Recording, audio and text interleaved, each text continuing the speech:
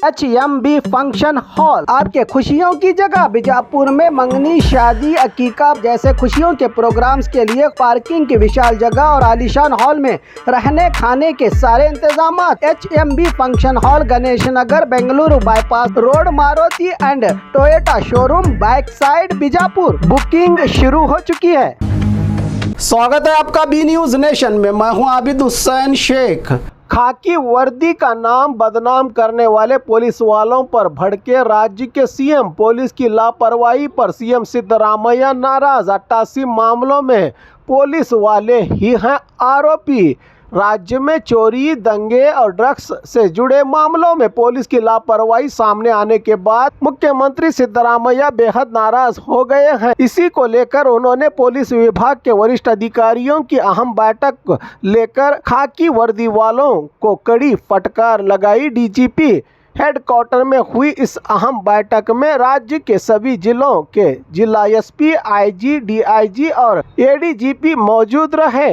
मुख्यमंत्री ने खास तौर पर बल्लारी बैनर विवाद का जिक्र करते हुए कहा कि पुलिस एक छोटा मामला भी ठीक से संभाल नहीं पाई। उन्होंने साफ शब्दों में कहा कि इस केस में जिला एसपी और आईजी दोनों फेल साबित हुए हैं। सीएम ने यह भी कहा कि बेंगलुरु और मैसूरू में महाराष्ट्र पुलिस आकर ड्रग रैकेट का पर्दाफाश कर रही है, जो कर्नाटक पुलिस और राज्य सरकार दोनों के लिए शर्मनाक बात है। उन्होंने अधिकारियों को डायरेक्शन दिए कि ड्रग्स के खिलाफ सख्त कार्रवाई की जाए और विदेश से आकर ड्रग्स का धंधा करने वालों पर हत्या के प्रयास जैसे कड़े केस दर्ज कर जेल भेजा जाए। मुख्यमंत्री ने गंभीर चिंता जताते हुए कहा कि राज्य में 88 मामलों में खुद पुलिस वाले ही शामिल पाए गए हैं। अपराधियों के साथ आरोपों में जो माफ करने लायक अपराध नहीं है, इससे सरकार ही नहीं बल्कि पूरे पुलिस विभाग की छवि खराब हो रही है। सीएम ने कहा कि पुलिस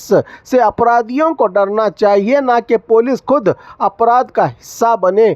कहा डंके की चोट पर बेंगलुरु में हुई एक अहम बैठक में ಭಾಳ ಚೆನ್ನಾಗಿ ಕೆಲಸ ಮಾಡ್ತಾ ಇದ್ದಾರೆ. ಇನ್ನು ಕೆಲವು ಇಲಾಖೆಗಳಲ್ಲಿ ಇನ್ನು ಕೆಲವು ಪೊಲೀಸ್ ಠಾಣೆಗಳಲ್ಲಿ ಕೆಲಸ ಮಾಡ್ತಾ ಇಲ್ಲ ಸರಿಯಾಗಿ ಪೊಲೀಸ್ನವರು. ಬಿಕಾಸ್ ಸುಮಾರು 88 ಪ್ರಕರಣಗಳಲ್ಲಿ ಪೊಲೀಸ್ನವರೇ ಶಾಮೀಲಾಗಿದ್ದಾರೆ ಅಂತಕ್ಕಂಥದ್ದು ಗೊತ್ತಾಗಿದೆ. 88 ಪ್ರಕರಣಗಳಲ್ಲಿ ಪೊಲೀಸ್ನವರೇ. ಇದು ಹೇಗಪ್ಪ ಅಂತಂದರೆ ಪೊಲೀಸ್ನವ್ರು ಇರ್ತಕ್ಕಂಥದ್ದು ಎಲ್ರಿಗೂ ರಕ್ಷಣೆ ಕೊಡಲಿಕ್ಕೋಸ್ಕರ ಅವರೇ ಬೇಲಿನೇ ಇದ್ದು ಹೊಲ ಮೇಯ್ದಾಗ ಆಗೋಗ್ಬಿಡ್ತದೆ. ಇದು ಪೊಲೀಸ್ನವರು ಪ್ರಕರಣಗಳಲ್ಲಿ ಶಾಮೀಲಾಗಿರೋದು ಇದೆಯಲ್ಲ, ಇದು ಅಕ್ಷಮ್ಯ ಅಪರಾಧ.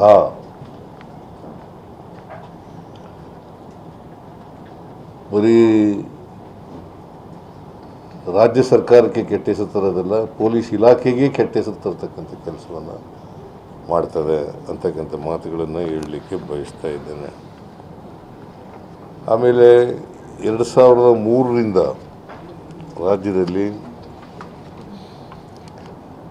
ಅಪರಾಧಗಳ ಕಡಿಮೆ ಆಗ್ತಾ ಇದೆ.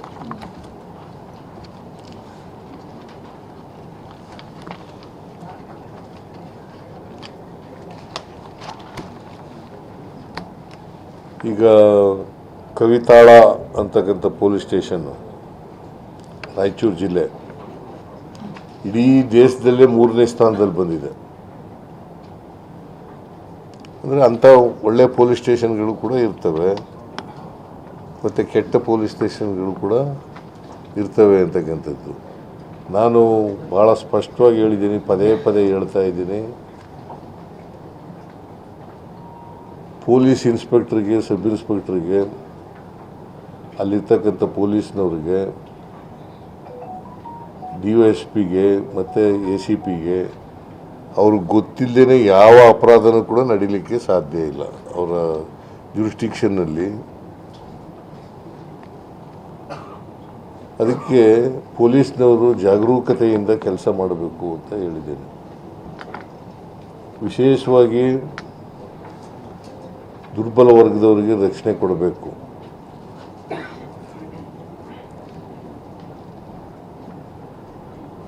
ಮತ್ತು ಇವರು ಯಾರು ಕೂಡ ಪೊಲೀಸ್ನವರು ಬಲಾಢ್ಯರ ಕೈಗೊಂಬೆಗಳಂತೆ ಕೆಲಸ ಮಾಡ್ತಕ್ಕಂಥದ್ದನ್ನು ಮಾಡಬಾರ್ದು.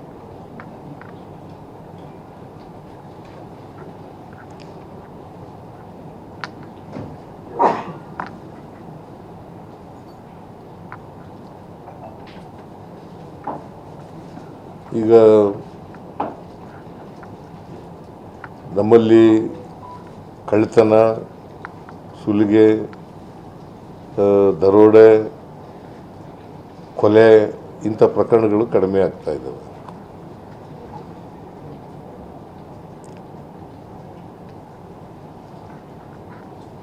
ಆದರೆ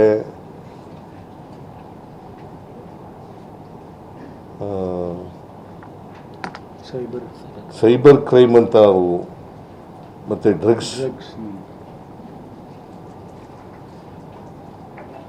ಡ್ರಗ್ಸ್ ಅಪರಾಧಗಳು ಕಡಿಮೆ ಆಗ್ತಾ ಇಲ್ಲ. ಯುವ ಜನರು ಇವತ್ತು ಡ್ರಗ್ಸ್ನಿಂದ ಹಾವಳಿ ಆಗ್ತಾ ಇದ್ದಾರೆ. ನಾವು ಕರ್ನಾಟಕ ಸರ್ಕಾರ ಡ್ರಗ್ಸ್ ಮುಕ್ತ ರಾಜ್ಯವನ್ನಾಗಿ ಮಾಡಬೇಕು ಅಂತ ಘೋಷಣೆ ಮಾಡಿದ್ದೀವಿ.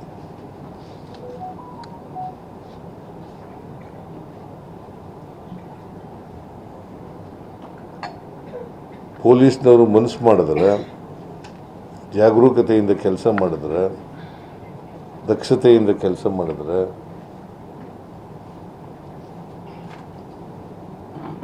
ಡ್ರಗ್ಸ್ ಮುಕ್ತ ರಾಜ್ಯವನ್ನಾಗಿ ಮಾಡ್ಬೋದು.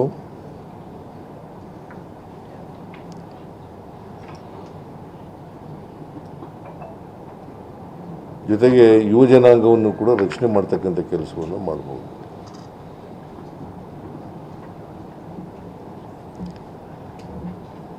ಈಗ ನಾನು ಹೇಳಿರ್ತಕ್ಕಂಥದ್ದು ಏನಪ್ಪ ಅಂತಂದರೆ, ಡ್ರಗ್ಸು ಮುಕ್ತ ಮಾಡಬೇಕಾದ್ರೆ ಈ ಡ್ರಗ್ಸ್ ಮಾರಾಟ ಮಾಡ್ತಾನಲ್ಲ ಅವನು ವಿಚಾರಣೆ ಮಾಡಿದ್ರೆ, ಅಥವಾ ವ್ಯಸನಿ ಇರ್ತಾನಲ್ಲ ಅವ್ರನ್ನ ವಿಚಾರ ಮಾಡಿದ್ರೆ ಯಾರಿಂದ ಸಪ್ಲೈ ಆಯಿತು ಅಂತಕ್ಕಂಥದ್ದು ಗೊತ್ತಾಗ್ತದೆ. ಮತ್ತು ಪೋಷಕರಿಗೂ ಕೂಡ ಗೊತ್ತಾಗ್ತದೆ.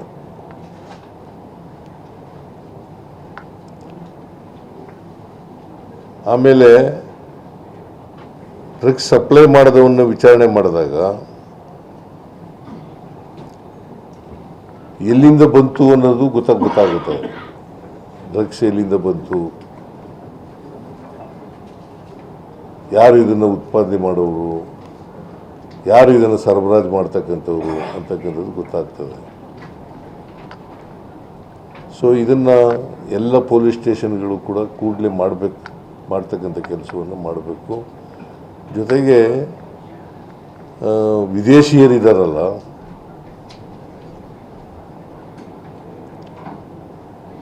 ಅವರನ್ನು ಯಾವುದೇ ಮುಲಾಜಿಲ್ಲದೇನೆ ಅವ್ರ ದೇಶಕ್ಕೆ ಕಳಿಸ್ತಕ್ಕಂಥ ಕೆಲಸವನ್ನು ಮಾಡಬೇಕು.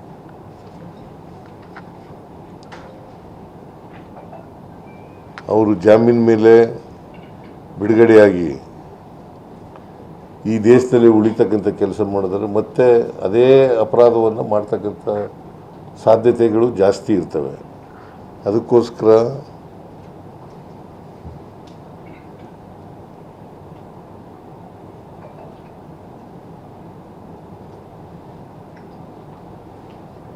ಅವರನ್ನು ಅವ್ರ ದೇಶಗಳಿಗೆ ಕಳಿಸ್ತಕ್ಕಂಥ ಕೆಲಸವನ್ನು ಮಾಡಬೇಕು.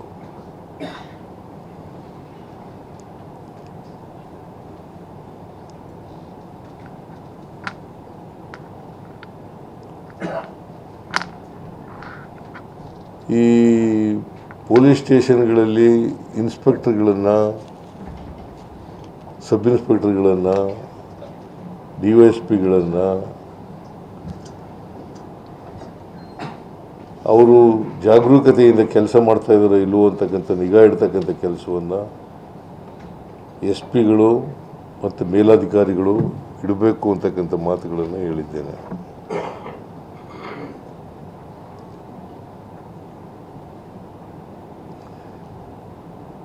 ಅವರು ಶಾಮೀಲಾಗದೆ ಹೋದರೆ, ಈಗ ಉದಾಹರಣೆಗೆ ಬೆಂಗಳೂರಿನಿಂದ ಬಂದು ಡ್ರಗ್ಸ್ ಇಲ್ಲಿ ಬೆಂಗಳೂರಿನಲ್ಲಿ ಪತ್ತೆ ಹಚ್ಚಕ್ಕೆ ಸಾಧ್ಯ ಆದರೆ ಮಹಾರಾಷ್ಟ್ರದವರಿಗೆ why not Karnataka police people?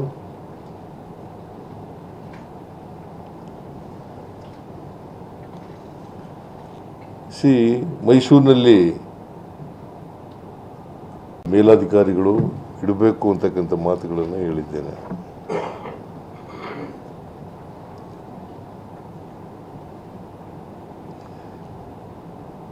ಅವರು ಶಾಮೀಲಾಗದೆ ಹೋದರೆ, ಈಗ ಉದಾಹರಣೆಗೆ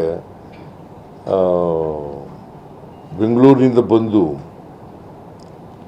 ಡ್ರಗ್ಸ್ ಇಲ್ಲಿ ಬೆಂಗಳೂರಿನಲ್ಲಿ ಪತ್ತೆ ಹಚ್ಚಕ್ಕೆ ಸಾಧ್ಯ ಆದರೆ ಮಹಾರಾಷ್ಟ್ರದವರಿಗೆ, why not Karnataka police people?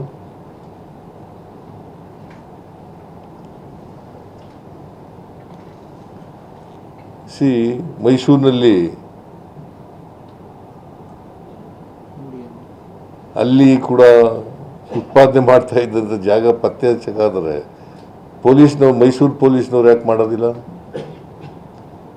So it is A failure on the part of the police, Karnataka police.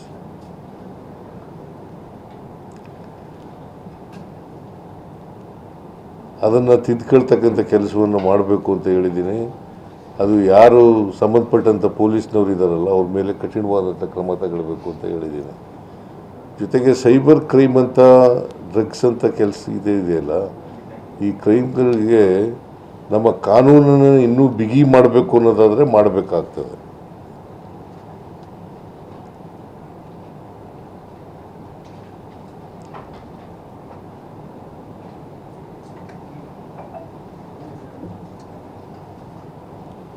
ಹೊಸ ಕಾನೂನು ಮಾಡಬೇಕಾ, ಇರೋ ಕಾನೂನಿಗೆ ತಿದ್ದುಪಡಿ ಮಾಡಬೇಕಾ?